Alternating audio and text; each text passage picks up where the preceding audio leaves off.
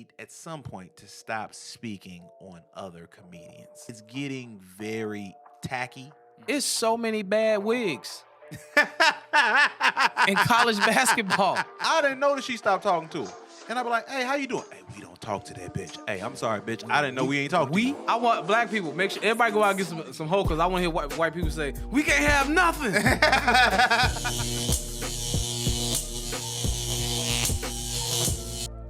Welcome back to About a Week Ago. I'm Calvin Evans. And I'm T. Murph. And this is about a week ago. Yeah, man. Let's party. Yeah, how you doing, brother? I'm good. I'm great. Okay. Yeah, man. I'm doing all right. I ain't got no lotion on today. I'm ashing in the motherfucker. So if anybody see this shit and try to share these knuckles, because I seen how y'all did. Was it Mace? They did Mace the fuck in. Yeah. They was like, hey, where the fuck is the Vaseline at? So look, Vaseline don't go good on camera. look, I just got out the shower. Fuck it. I came here. I did what I had to do. Yeah. But man, we here. It's been a hell of a week. It's been a hell of a week. So I say we kick right off like we usually do, man. What do you want to do? Did you go first last week? Was it me? I think Was it? did I go second? Because I had the and ones. What did I? You did have an and one. Okay. All right, come on, hot sauce. Let's see what the fuck you got. I gotta go back. It's on me. You went first. Fuck it. Fuck it. You want? Yeah, got it. You got loose shoes and shit. Yeah, man. So look, I don't have the toiletries bag today. All right, you want me to close my eyes and count to three? Yeah. I'm not gonna do that. I Go don't ahead. have the toiletries bag, but what I do want to talk about is the fact that you say a lot of times we stick to the same thing: the Jordans, the Yeezys. You broke out the and ones. Yeah. And that the motherfuckers had a time. Nostalgia. But these right here Okay. have broken the mold. Oh shit. I have turned into a middle-aged white woman. Oh, you. Let me tell you something. I done turned. Let me tell you something. To the Caitlins, Kristens, to all the Emilys out there, to all the Sarahs and Lauras, I want you to know. Oh my God. I identify with you. I didn't know. I went and I put my foot into this shoe, and let me tell you something. To all of my milk and magnesia queens out there, let me tell you something. I didn't know why y'all was wearing these fat booty ass shoes, but when I put my foot in the BBL Hoka, let me tell you something. In the thickness. Hey man, I was not expecting them motherfucking. These are by far some of the most comfortable shoes I have ever placed my foot in. Let me tell you something. God.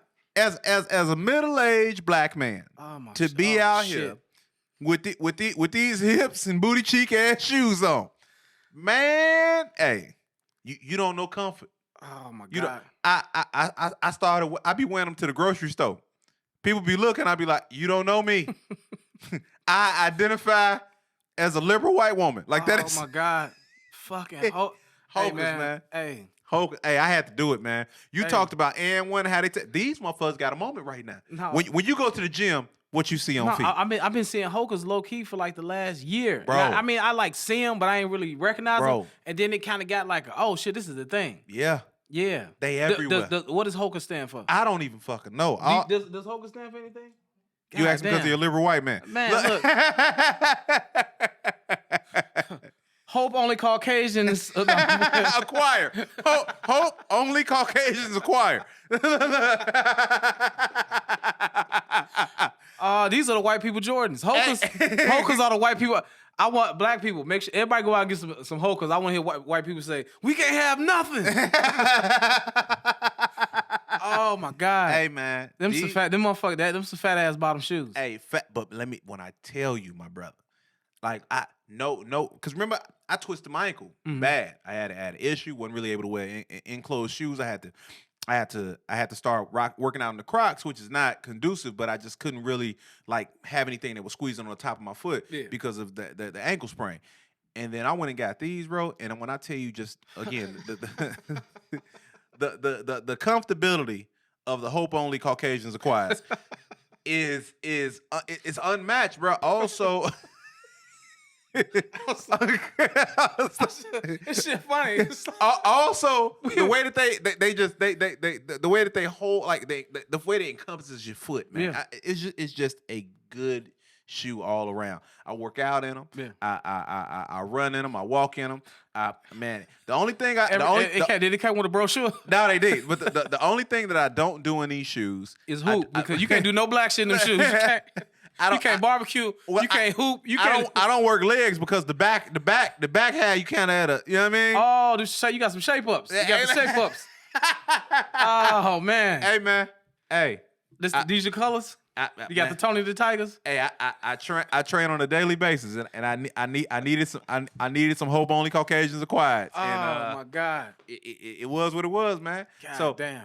In a couple years, it's gonna be these and some N1s lined up in your closet. God damn, man. So, but hey, man, hey, We've been bringing shoes on this goddamn show. Yeah. For what, 14, 15 episodes. Yeah. They've been looking at heat. heat. This is heat. this is middle. Let me tell you something. This finna get us in with stay-at-home moms. Yeah. and anybody that's if they baking some brownies right now, they finna be like, he know what the fuck he talking about. Damn. Yeah, man. That's the Hoka 5Ks. Man, I'm in the game. They Man. the 5Ks. And these motherfuckers cost $250. $250. Oh, you out your fucking mind. I didn't pay that, Okay. but that's what the price tag on $250. God bro. damn, they really white. That's like white people Balenciagas. $250. This is the middle America Balenciaga. Yeah, man. Yeah, I was waiting on the right time to break them out and just fuck you up with them. But yeah, man. Yeah, you fucked me up. Yeah. This segment has been extended because you fucked me up for real. Yeah, man. Is that a bird? Ah! Is that what fly away?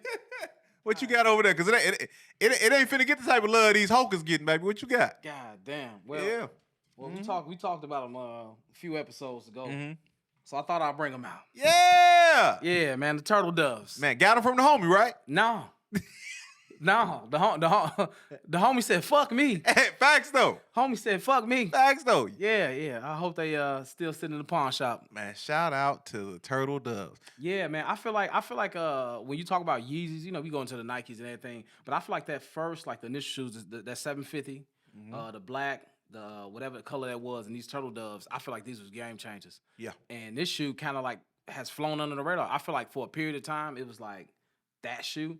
But for him to like be like, man, I'm about to take the Roshi and make it sexy. Yeah. So, man, I wanted them. And what's fucked up, I had the opportunity to get them. At the time, the Chicago ones had came out. This is like 2015, 2016. Chicago ones. I'm at Woodfield Mall. I'm doing a raffle. This one, everything was a raffle. They're like, you want to sign it? You want to get for the turtle doves? I was like, nah, I'm good. Yeah. I win the raffle for the Jordans. I go back.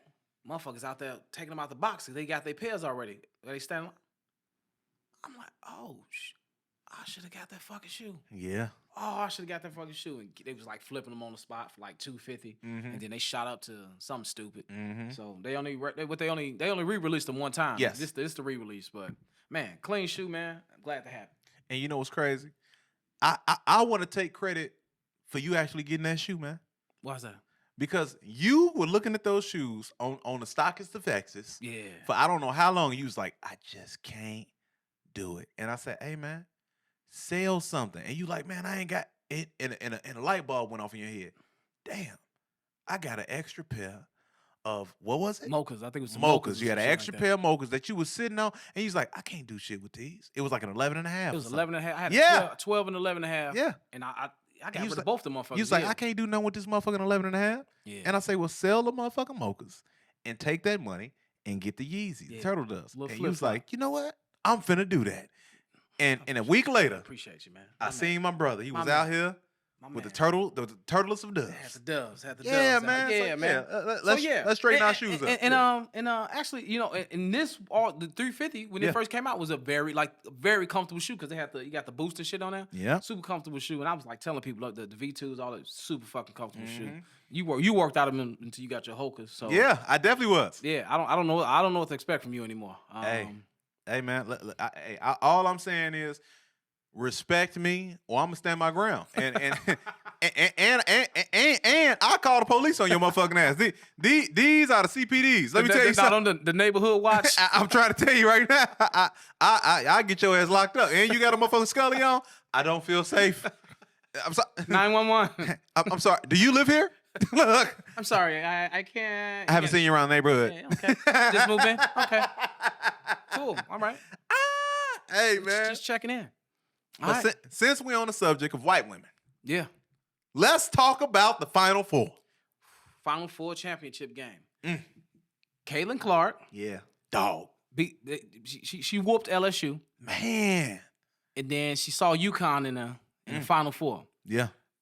Paige Buckets, she wasn't going. Mm-hmm. Paige Buckets, they was going at it. How do you feel about the controversial offensive foul call in the last seconds of the game? In which game? This is the Final Four game. So they went to go set a screen. Yeah. Oh, girl, she extended the arm a little bit, and I mean it happens all the time in basketball. But it's like you don't call that shit right there. Mm-hmm. It's the last. You got to give them a chance to shoot that ball. Mm-hmm. But what I will say is, we had a very similar situation in the LSU game. So when Angel Reese went for that motherfucking layup, hit the layup, foul was called. It went from, I want to say it was a 10-point game at that point. Mm-hmm. It was dropping. That would have made it a 7-point game. She went for the layup, hit the bucket. They call a charge on Angel Reese. You remember that? And she fouled out of the game. Oh, she did foul out. She fouled out of the game with the charge. And like I say, it was then a 7-point game with 3 minutes left. But they fucked up because they had, I don't know the girl name. She shouldn't have been guarding. She should have been guarding. She shouldn't, because she was going the fuck off. You double team her, and everybody else got to get their shit. I don't give 1,000 layups, but fuck these threes. Yeah. Because the threes was killing us. She had 41. Come on, man. So and also you have to understand that this is the game that she been preparing for all year long. Yeah. All year. I'm gonna see y'all again. Mm-hmm. Y'all one of the best teams. We one of the best. Mm-hmm. I'm gonna see y'all again. So you know she going all out. We gotta throw the kitchen sink at her. We not fucking. We can't. She was stepping across half court, letting that motherfucker fly. Yeah, she was doing the same shit against South Carolina. Yeah. The motherfuckers weren't falling. But what I will say is the first quarter, they went up on their ass. I thought it was gonna be a blowout. Mm-hmm. That first quarter, they took off. I'm like, oh, it's over with. I looked up, it was 13-27. I'm like, oh, they finna beat that ass. Yeah. And then I cut the phone off, came back. It's 29-29. Hey, what happened? They have a squad. A squad. All we gotta figure you out. What do y'all do? Oh, we gonna get a ball to her. Oh, say like, hey, soon as she get the ball, everybody just collapse on this motherfucker. Yeah. Just collapse. And let me tell you something. What they have done, because a lot of the things we attribute for women's basketball or women's college basketball, we attribute to Caitlin Clark and Angel Reese. Mm-hmm. But the women in general right now are hooping, bro. Oh yeah. They hooping. Their viewership numbers right now are higher than what finals games were last year. That's insane. I can believe that. That's insane. They're hooping, dog. Mm-hmm. And it's just like everybody like, man, they gonna, they trying to make jokes, Now we can stop acting like we care about women's basketball. But we do though. We do care. We care about college basketball. Don't nobody give a fuck about the WNBA. But when these players start going to the WNBA, and I just saw that shit. They said that because the Indiana Fever got the first pick, so they definitely gonna draft Caitlin Clark. Mm-hmm. They saying for her first game, I can't remember who they playing. They said they want from their arena, and they gonna be playing at the men's arena, AT&T Center, something like that. So they going from 12,000 to 20,000, expecting like, oh, this shit finna sell out. Oh, it's definitely gonna sell out. Mm-hmm. Because everybody want to see what the fuck she gonna do, and don't let it be the first game be her versus a team that has Angel Reese, because of course the league. Why wouldn't we? Come on, this Magic Bird. Why the fuck wouldn't we set this up? This Magic Bird, Dog. I'm gonna fuck around, go to that game. Indiana, we get to Indiana. We going to that game, bro. I want to congratulate the women, because for a very long time it's been extremely talented female basketball players. Yeah, that have hooped, that have paved the way. But like you say, this Magic Bird type of matchup that we got right here, we've never had that in college basketball. Mm-hmm. And man, they different. And Caitlin Clark, people are now trying to question her legacy. Is she the greatest college female basketball player of all time, even though she didn't win a championship? I mean, I think when you talk about greatest, it's talk about your impact on the game. Mm-hmm. Whether you win a championship or not. Allen Iverson didn't win a didn't win the championship, but he impacted the NBA and how people watch the game and inspired a generation of kids. So when you create new fans that and you change how people, well, nobody wearing braids and walking around with big ass baggy hood. He brought that shit to the league. You know what I'm saying? So yeah. She's one of the greats, and Don Staley, the coach, she said it in her speech. She said she's one of the greats of this game, and she thanked her. Even though they whooped their ass, but she thanked her for her contribution to the game of basketball in the women's arena. And I just feel like the thing that changed from back in the day was the marketing of women. It's supposed to be like, oh, be a lady. No, they on court popping shit. We do this. Yeah, they popping shit. They getting hyped and shit. I think that brings a different excitement to it. Where it's like it has nothing to do with men and women.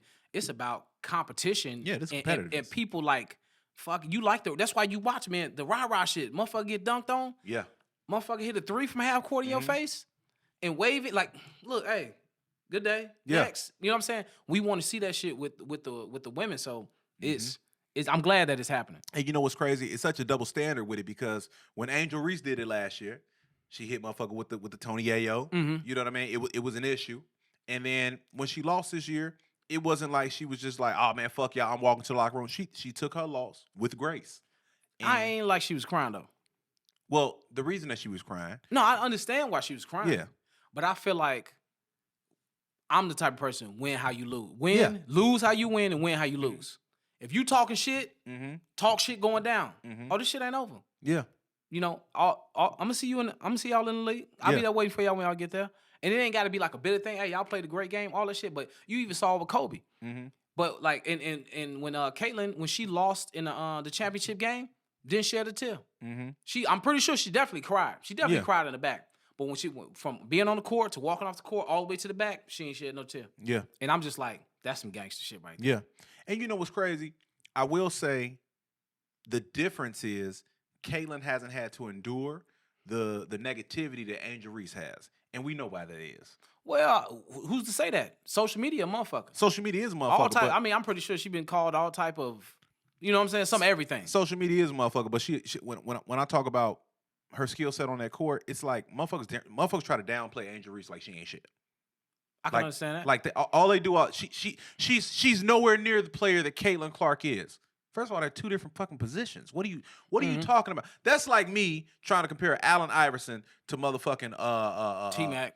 It don't make sense. It doesn't make sense. Tim Duncan is trash. No, Tim Duncan is one of the greatest power forwards ever. But Allen Iverson is one of the most fucking explosive point guards we've ever seen, skill set wise, fucking speed, agility. Like, this dude was amazing. Yeah. So these are two different positions. So you have people who don't play basketball, never played any type of organized sport in their fucking life. They only involved in it because of one thing. Oh, we're gonna turn this into a racial thing. Yeah. And they sit there and they talk about this girl and they talk shit about it and they go in on all day long. And then when she does lose, it's like now you have these newscasters who, one, are already, they can't wait to shit on you. They can't wait. You know, so last year so eventually, yeah, it gets to you. I don't feel like she was crying because she lost the game. I feel like she was crying because at the point it's like, nigga, y'all don't understand what I went through. It's a girl, young lady that I went to college with, Gwendolyn Berry. And she was an Olympian. Olympian. Did her motherfucking thing or whatever. When she won the Olympics, she got on the podium and put her fist up. Bro, when I tell you her motherfucking comment section, drug ass. Man, monkey, all type of niggas, all type. It was, and I'm just like, what the fuck is this? What is this, bro? Like, it's one of those things where it's just like, bro, as a black person who plays a sport, you're always at a disadvantage. That's number one. And I ain't talking about as far as your athleticism goes, but I'm talking about how the audience is going to turn on you if they don't agree with what the fuck it is that you do. Because in their mind, they don't give a fuck about, you know, what's going on with you and your coaching and your life. Yeah. Do this thing that you paid to do because you sitting here to entertain me. I don't give a fuck that you a person. Yeah. How many times have we seen somebody talk shit to LeBron? Shut up and dribble. Shut up. And I feel like yes, that shit does happen. I think it's also important to understand that those people, I mean, yeah, they real people, and yeah, words do hurt. Shit, you know, you post a motherfucking stand-up clip, your shit do numbers, and somebody that this shit ain't funny. It's like, it's always gonna be one. And because the access that people have to be like, I can just at you, I can just go on your page and say how I feel, and I never have to encounter you in your real life. That's like you just kind of hiding behind the wall of the internet. Yeah. And I just feel like in situations like that, where it's like, would she have said those things if she had won? Would we have known those things if she had won? Mm-hmm. If she got to the championship and she walked off with the championship, would she be talking about that? Mm-hmm. Because it felt like, and I'm not discrediting anything that she's saying. It just felt like where it's like, y'all don't know what I went through, and it's like, what they ain't got nothing to do with in this moment. Mm-hmm. You know what I'm saying? Like, and I'm not saying who the fuck knows, and it's even worse now because motherfuckers gambling on games and shit. So it's like, you fucking bum, you didn't cover the spread, all this type of bullshit they got to deal with. I just feel like if it didn't have anything to do with the game in the moment. Save that, take that moment, and then that's when you come out and say it, make it more meaningful. Yeah. Than I just lost the game and somebody asking you about sports. Mm-hmm. Hey, so what? You lost the game. I went through so much this year and all that. No. Mm-hmm. No. When you walk around with the crown on, you celebrating, you in people's faces, you do it. And then when you lose, now it's, I'm a victim. And I'm not saying this again to discredit anything she's saying. She's valid in how what she's experienced. I just felt like in that moment it's just like, no, if you're a winner, still have that winning mentality. They outplayed us, whatever, and that's the I don't know. I feel like I feel like I'm being negative. Yeah. But I don't know if you understand what I'm saying. I get what you're saying. It's just I just believe that I guess not just the pressure, but one, she feels a lot of pressure to win the game, not as far as like the team goes, but she goes.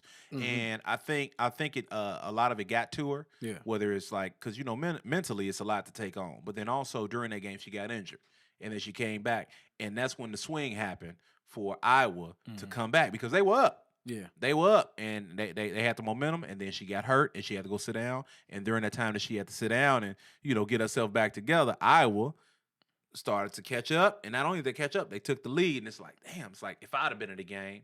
So now it's like I got that hovering over my head. I got the fact that motherfuckers talking shit about me. I got the gambling random motherfuckers, and then it's like I blame myself. Yeah, I can understand. You know what I mean? So it's a lot, and we look at it because as men, like you say, win lose how you win, and win how you lose. And it's like, when Kobe go down, it's Kobe. Kobe, all right, it is what it is. We done seen Kobe cry. Oh, yeah. But so those emotions gonna get to you, but I ain't gonna do it on camera. Right.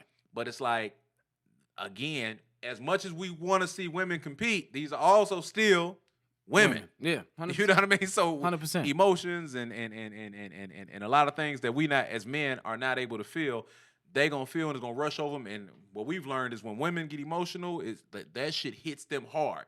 So to be up there and just try to motherfucker, yeah.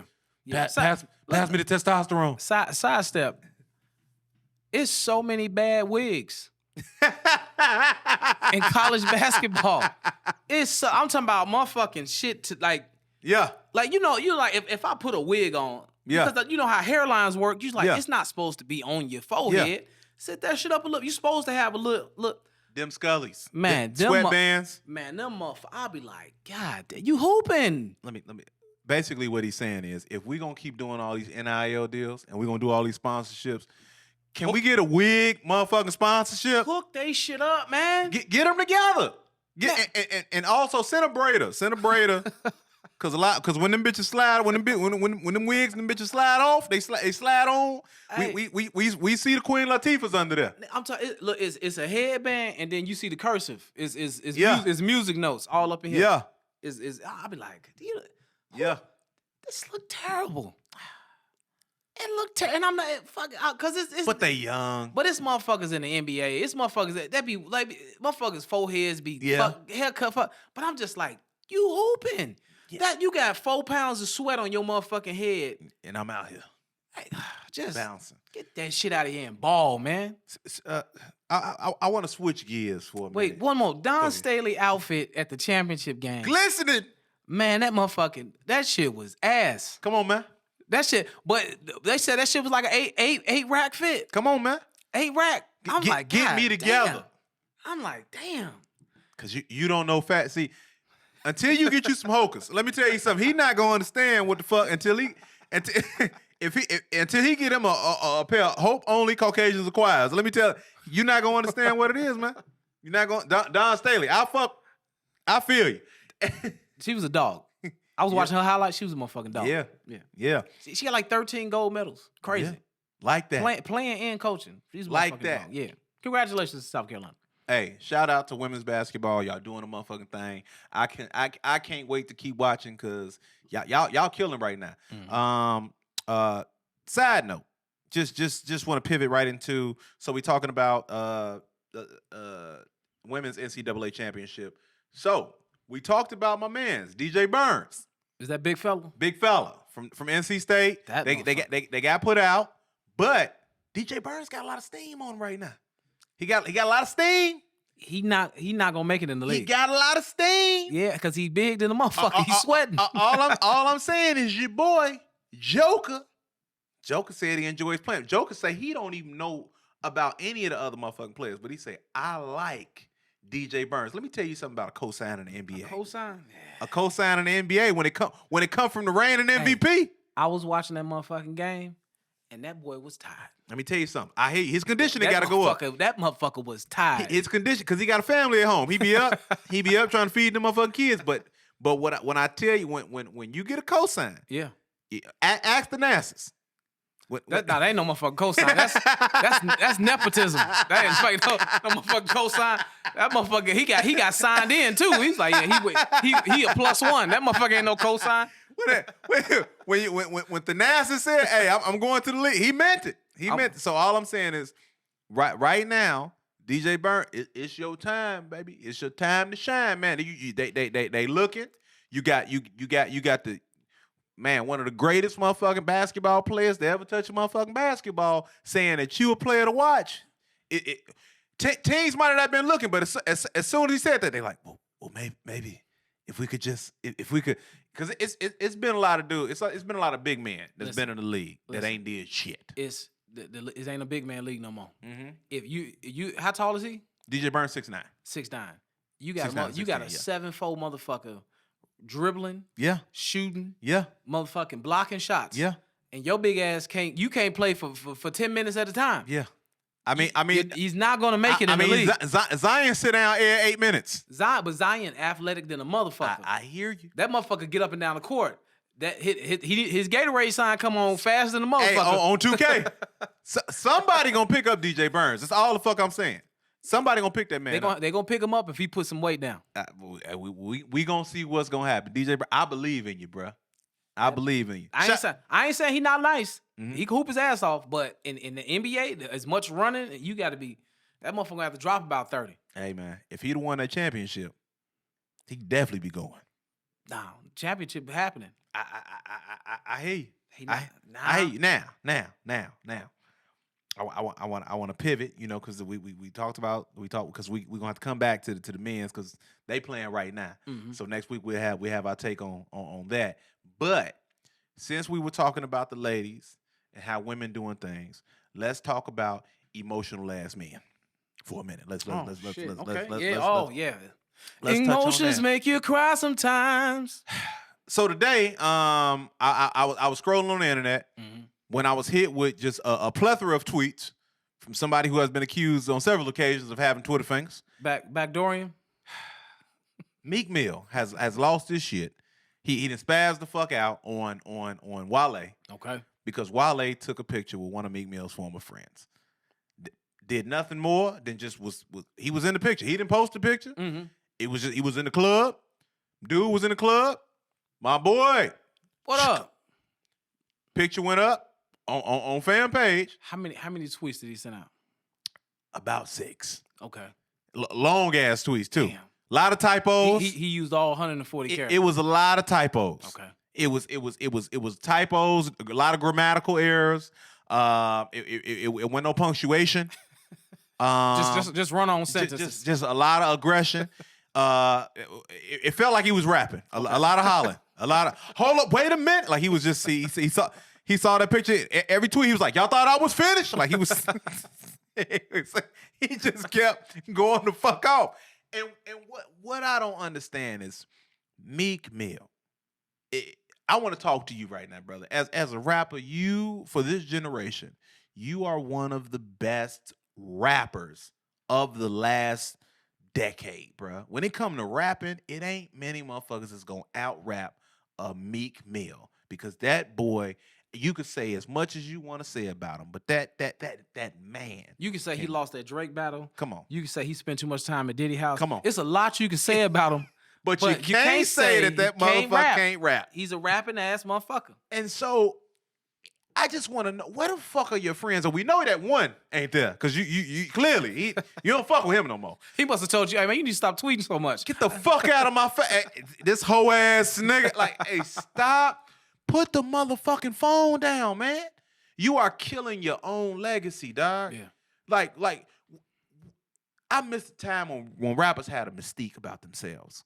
You didn't know everything that was going on in their motherfucking life. Kendrick. Come on, man. We don't know where he been at. We don't know where the fuck he been. We don't know if his hair braided. Come on, we don't know if this motherfucker in the dojo somewhere. We don't know what the fuck he doing. No. All we know is that when he come out, he gonna rap. Yeah. He gonna motherfucking rap. Meek Mill cannot control himself when it comes to that goddamn keyboard, bro. Like it went from Twitter to X, and he like as soon as I find this app, because he was searching Twitter, it didn't pop up, and he was finna hit Nicki Minaj. He was like X, and he was like oh that's it. I was finna call my ex to be like, hey, what's the new app? But that motherfucker, man, he just can't help himself, man. But I feel like it's a whole generation of people that just got comfortable airing out grievances on the internet. Just pick your phone up. Now you can't talk to him. So he going, hey, Wale, man, you in the club? He probably could have explained it like, hey man, I just saw him. I didn't know y'all weren't cool or what the situation was. But also, just cause you not cool with somebody, don't mean I can't be cool with somebody. Listen, you hit the nail on a motherfucking head right there, dog. The only people, in reality, the only people that I've saw that have always act like, if I'm not cool with this motherfucker, you can't be cool with this motherfucker. It's women. Women will pull that shit. Mm-hmm. I've been in relationships before where my wife now was cool with a motherfucker, and then she stopped talking to her. I didn't know that she stopped talking to her. And I be like, hey, how you doing? Hey, we don't talk to that bitch. Hey, I'm sorry, bitch. I didn't know we ain't talking to you. I didn't know we didn't fuck with you. You didn't put it on the for the meeting. You didn't put it. It wasn't on the It need to be on the itinerary. The itinerary for the meeting. Because I didn't know. I thought we was all cool, but clearly we don't fuck with you. Hey, get the fuck out of my face. But before some bullshit happened. Hey, get the fuck out of here. What she do? What she do? We don't fuck with that bitch. And it's like, but that's how I go. Like when in a women's friend group or a woman's friend group, when you kicked out the friend group, you exiled. Over here we huddle up. It might be a independent. Come on, one-on-one chat, but I can't talk to you with us. Come on, we huddled up. We came to a conclusion. You motherfucker, you gone. when men get like when a dude get into it with another dude in the group, we be like, nigga, y'all gonna fight or what? Like I mean, because we finna play 2K, but I don't know what. I'm not finna sit here and watch y'all go back and forth. Come on, yeah, come on. This shit over with. Get this shit over with. Either y'all gonna fight, squabble, motherfucking hug, get that shit over with, and we back playing the game. But other than that, nigga, it is what it is. Right. It got for a motherfucker to like stop. It gotta be some egregious shit. Come like, on. Yo, I can't fuck with you. You fucked his wife. Hey, that's what. Was she going? She was going. But we gotta get you out the group, man. But did anybody else fuck? But so she was going. Did you drive on her or was she going? That's because it's a difference. Because you really, if she was going, if you didn't drive and she was going, then you did him a favor. Because now you like, your wife ain't on shit. Come on. I fucked. I had to confirm my suspicions. Come on. But yeah, because if I just told you, you weren't gonna believe me. You weren't gonna believe me. Look, I'm trying to tell you I was there. Check it out. Come on. That's her. That's her. I'm trying. That's her. Strawberry pomegranate. You said white tea and ginger? Yep, that's her. Yep, bed bath me out, white tea and ginger. I know that motherfucking scent. But that's what I'm saying. Help me move her shit out. You gotta go. Hey, I love you, bro. Hey, anytime, my boy. You know, I never let you down. Hey, give me a second to lift this couch, though. I'm empty. I'm emotional. You emotional? I'm empty. It's a lot going on. I I ain't got the testosterone to pick this couch up right now. My legs weak. Oh man. But that's what I'm saying. So when Meek went off on Wale, it was one of the things where it's just like, man, you fucking with the opposition. You knew I ain't fuck with this motherfucker. And then he started accusing him of jealousy. You've been jealous of me for a long time. You ain't never fuck with me, man. And he kept going. And you know what's crazy? I remember a time. I want to say this was maybe 7 or 8 years ago. Wale went on a tangent.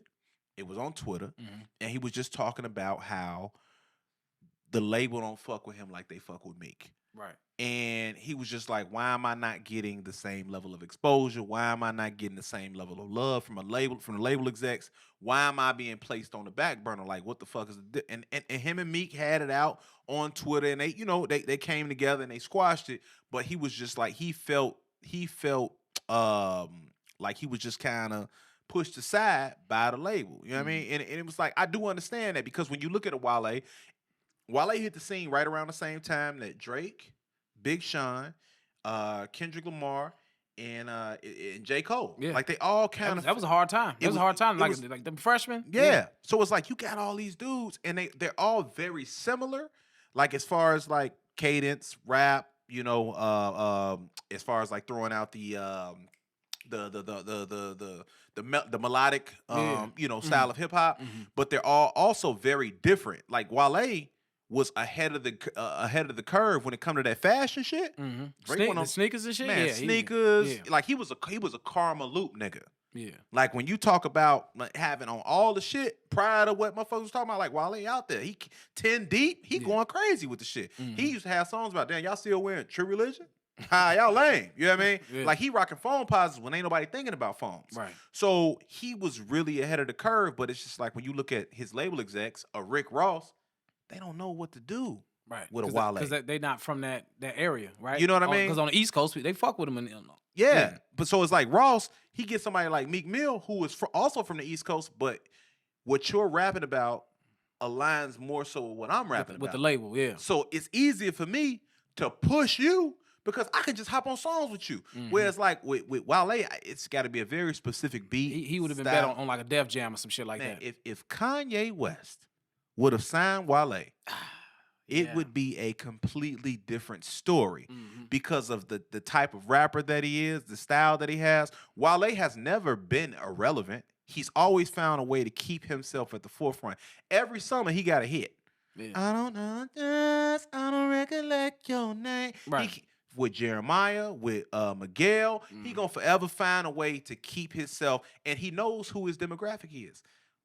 Bruh, he keep the ladies loving his music. Yeah. That's why it's like, so, where it's like a Meek Mill got the streets, Wale, he gonna always stay relevant with the women, and that's how you gonna continue to sell those tickets. You'll never hear about a Wale not being able to sell no tickets. Man, fam can pop up, the women showing up. Yeah.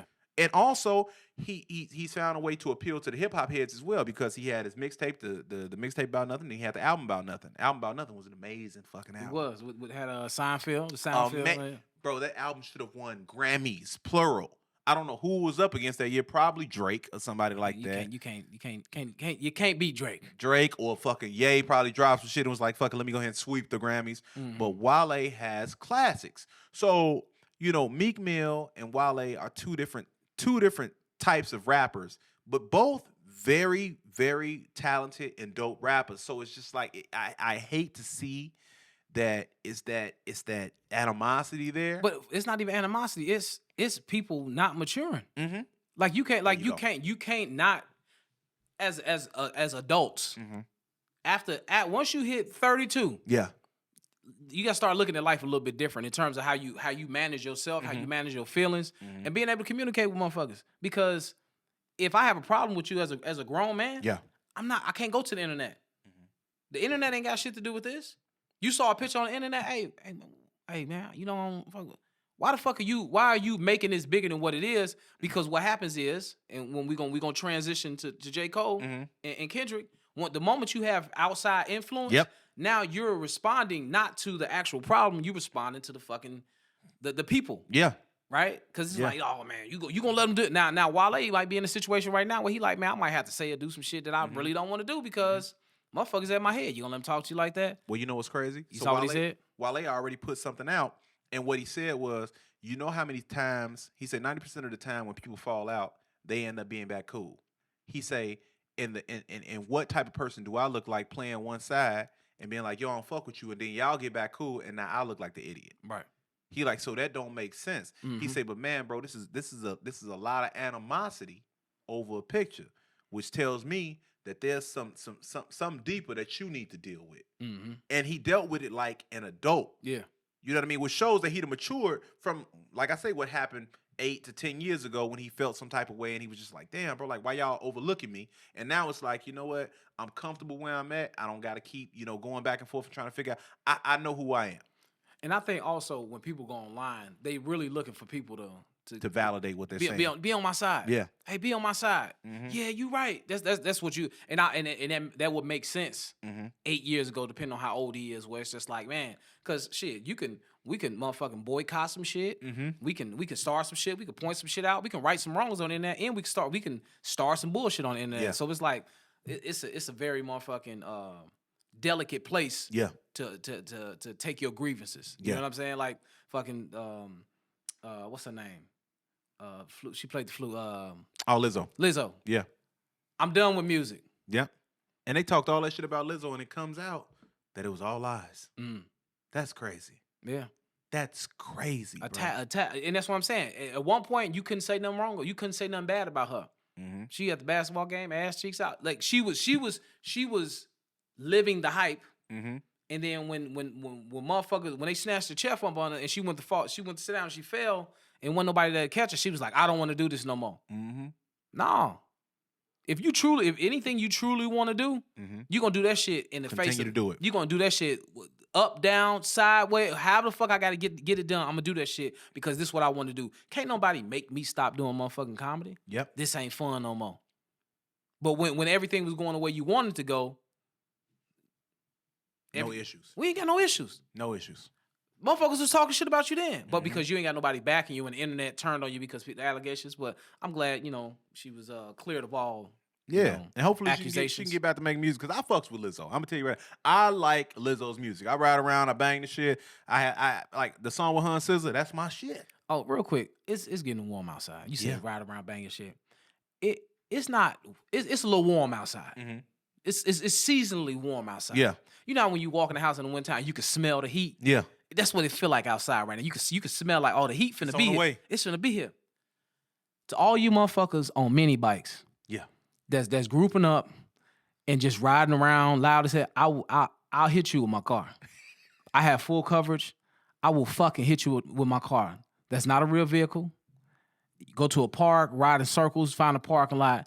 Get the fuck out the street. When you say mini bikes, what do you explain? What you the little small? It look like a motorcycle, but it's low to the ground. Yeah. Ain't got no license plates, none on. Yeah, I will hit you with my car and keep going.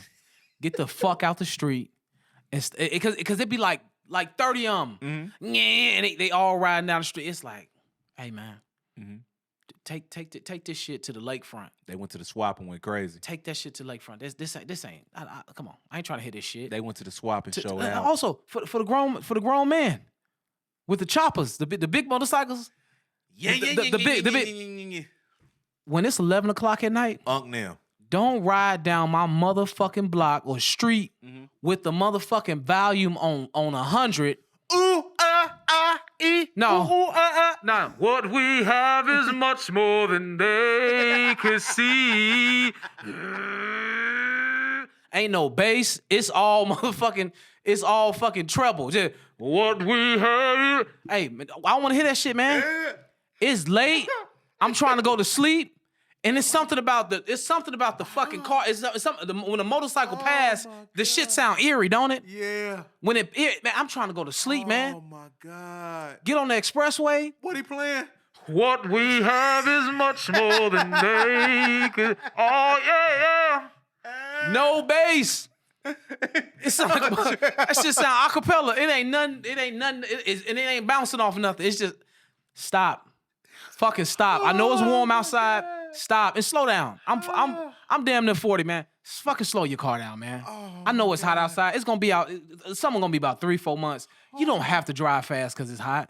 They be on slingshots going crazy. Oh my God. Music loud as fuck. Loud with no bass. Loud. At least with the bass, you can you can feel the shit. But Lights every motherfucking way on the bike. It sound fucking eerie. Oh my God, that's fucking hilarious. Just riding through. Said you were my lady. Said that ain't no bass. Said that my love was true. But as soon as I turn my back, baby, look what you go and do. They just left Francis. Oh my God. Go home. Every lounge on the south side. Fucking. They ready, baby. It looked like they fucking like you said, lights. That shit out. They're ready. All right. Okay. All right. What we? So let's transition to Cole and Kendrick. All right. So I take this. So over the weekend, you sent it to me. Yeah.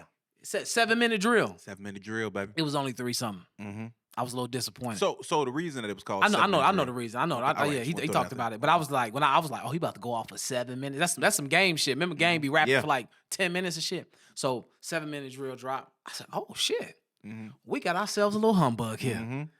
Mm-hmm. He had some motherfucking bars. Yeah, he did. He said every what he say about every 30 months. Come on, man. You drop a hotline. Come on. If he wasn't dissing, we wouldn't even be talking about him right now. I was ready. I was excited. And then with Mike Delete Later, it was some other tracks in there. He had some motherfucker. I said, oh shit. Your fan base is who? You know what I'm saying? Ain't first of all, they bitches. Let's keep it real. Most of them white boys. I was like, ugh. Man, I'm talking about rapping. He was rapping. Kept a rap. Brother. Brother. What is that? But I was excited. Yeah. And not 2 days later, while on stage, was he at Dreamville? Was it Dreamville? Dreamville Fest. At Dreamville Fest, he goes on stage and retracts and denounces the motherfucking disses. Yeah. And I said, you know what? That's some grown man shit there. You know what's crazy? As an adult. Yeah. As an adult, I ain't mad at it. You said what you said. You know what I mean? You gave a motherfucker the bars, but at the end of the day, it's not how you truly felt in your heart. The reason that you said it is because what happened? You let motherfuckers hype you up. You listen to the outsiders. So you listen to the people on the internet. You listen to all the people that was. He said my phone. I couldn't respond fast enough. Yeah, motherfuckers blowing my phone up. So now they're like, what you gonna do? And it's like, I guess I gotta do it. And after he did it, he's just like, I didn't even sleep well after that. It felt like I was 5 years behind. Yeah. You know, back to where I was at 5 years ago, and it was just like that's not who I am anymore.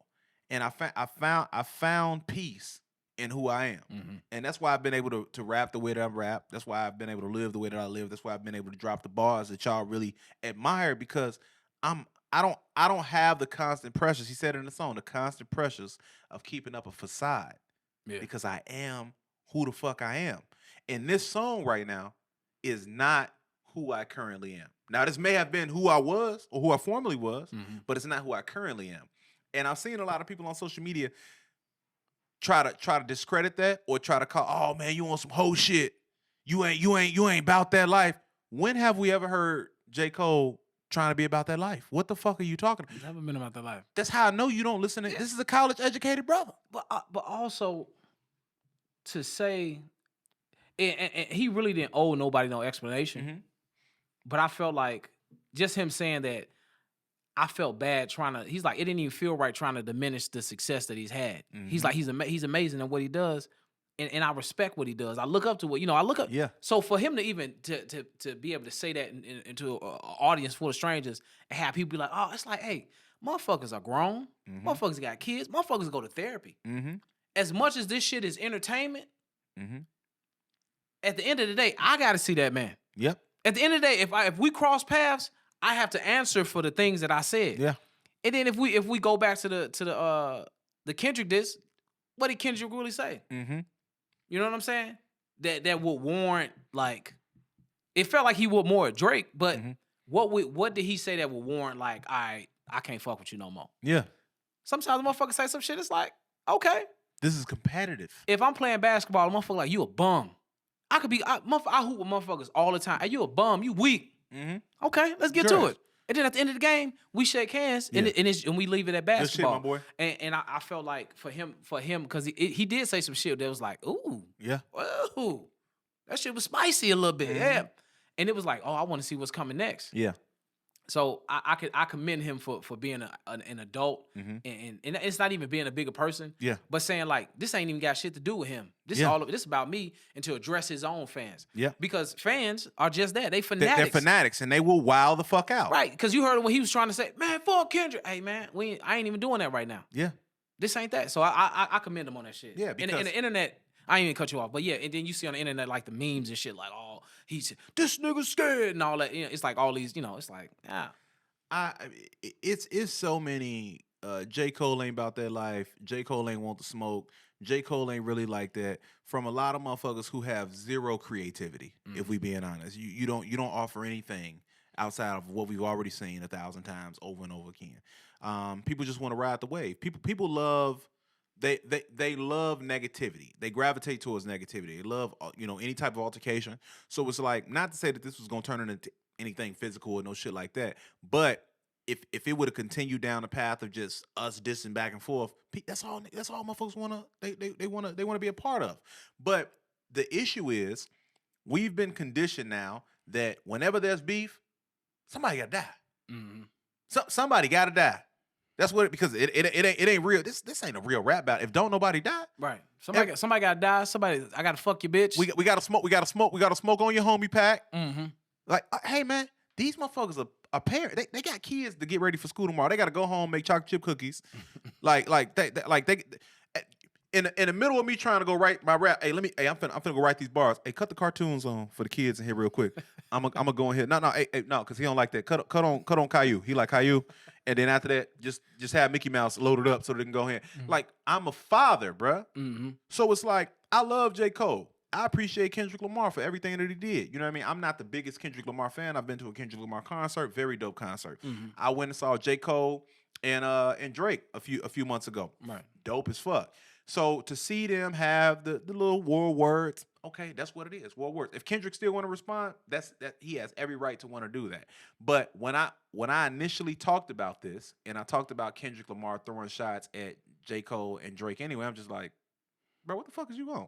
Like at this point, I said, I'm like, this shit kind of feel lame because you've been kind of doing this for a while. Yeah. Ain't nobody said nothing. Hey, stop. Clearly they don't give a fuck what you talking about. Just rap, bro. Stop. Hey, stop. Stop it. Stop. Like, what are you doing? Yeah. Well, like, so at some point, it's just like, hey, bro, you looking kind of weird doing it. So now Cole was like, hey, man, go on the fuck on. And then he was just like, you know what? I'm tripping. And for everybody to try to make him seem like he was a hoe or a lame or some shit like that, I had one of my friends, I told you, text me and was just like, how you feeling? I feel completely fine. I've punched the shit out of plenty of motherfuckers and then walked away. Like, you know what? I'm tripping. When people get away, I don't got time. This is lame. I don't got time for this. Yeah. And I walk away because why am I going to allow you, and not you, the rapper, because I didn't feel really any way about what you said. But why am I gonna allow you, the fans, the people who really don't give a fuck about my career, to get me out of my body? Right. Now I'm allowing you control over me to make me feel some type of way. That don't make sense, bro. Yeah. I'm giving you power over how I react, over my emotions. That's lame as fuck.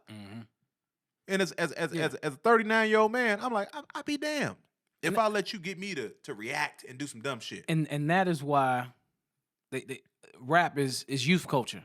It's youth culture, and I feel like the longer you rap, the further you get away from like the energy of rap. Yeah. Right. When you talk about Meek Mill, like those young Meek Mill, where it's just like it's an aggressive energy. So for a motherfucker to rap about things, motherfuckers like, oh, when they were saying like this is a Langston Hughes poetry battle type shit. You know what I'm saying? It's like, it's because we're actual adults.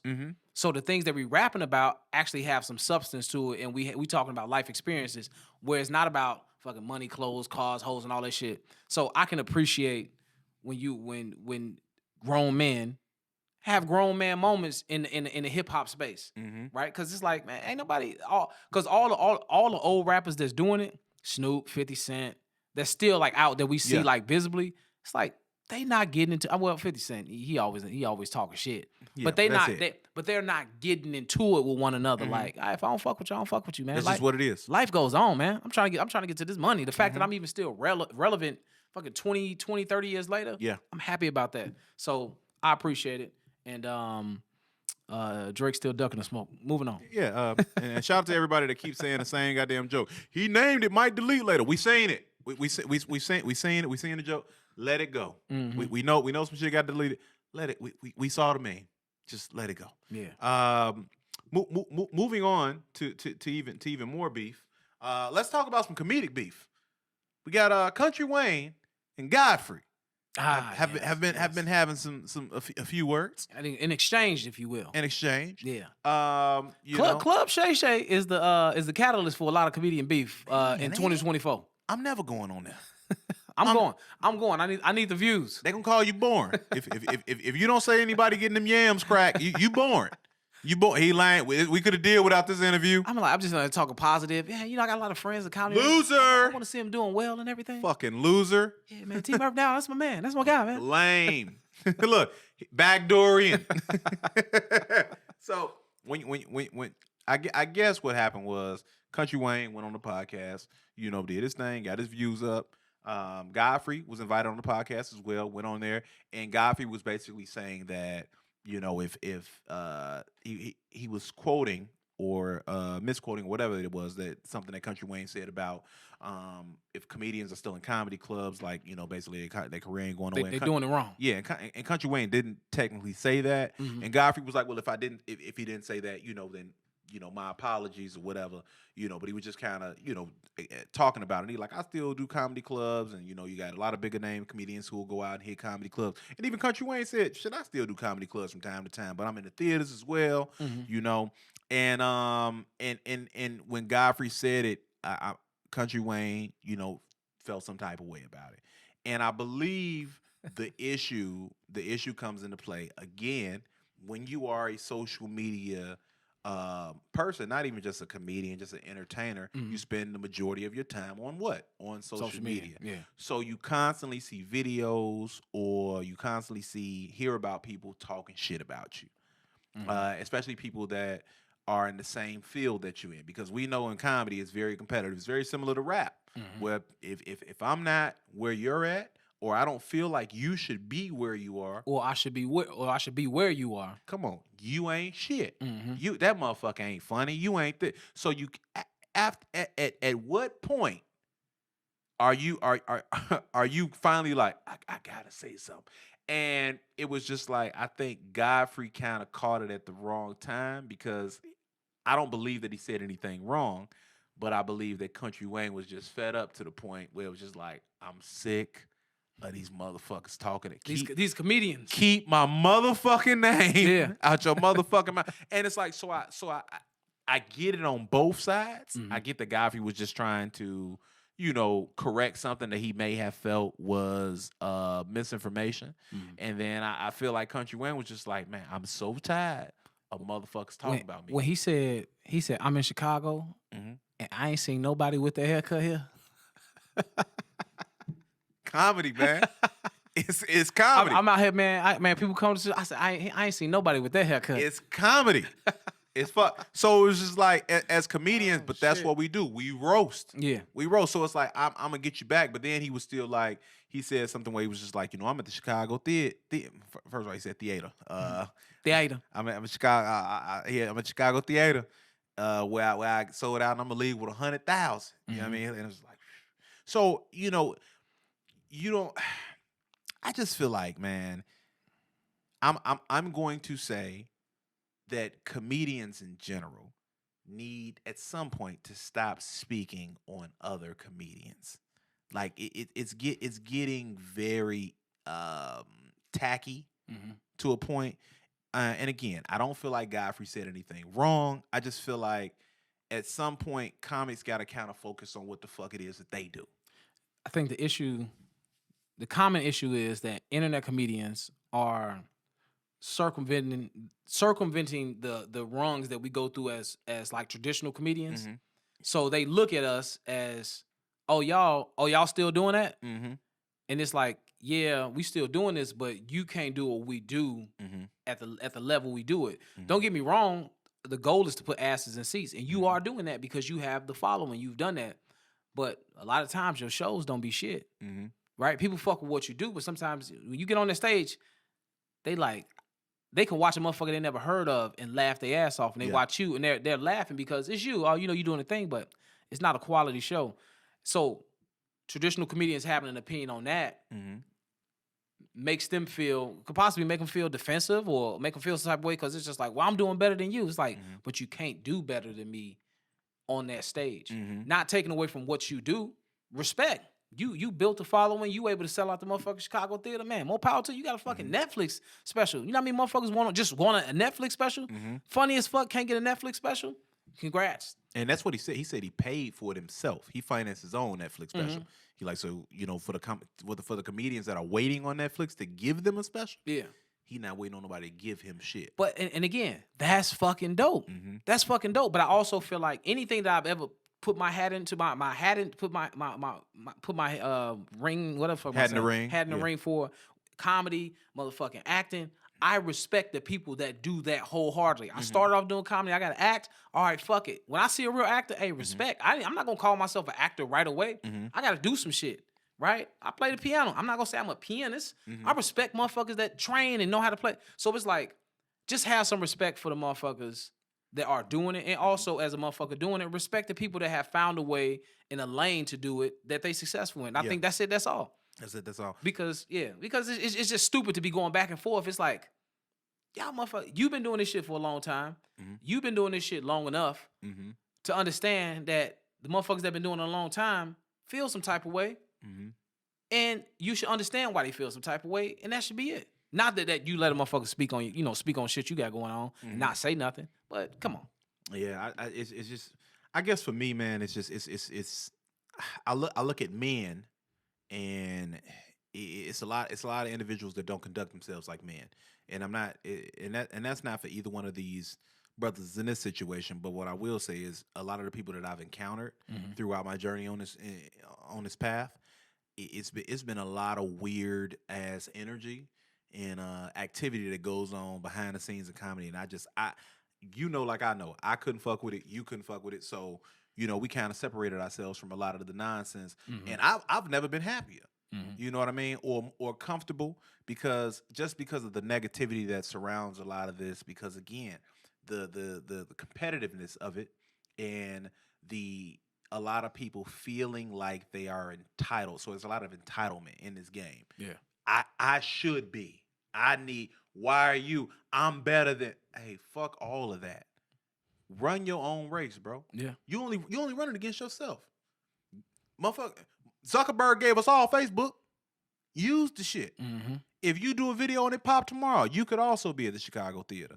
So my job is not to worry about what the fuck Calvin Evans got going on. My job is to worry about what the fuck T. Murph got going on, and how can I get to the finish line. Yeah. You get what I'm saying? So I think this, again, just piggybacking off of your point, is just that everybody needs to have some sort of respect for each other in this game. Yeah. Because stop trying to diminish what the next person did. Basically, going back to what Cole said. Yeah. I don't want to diminish what this brother did, because what he did is exceptional.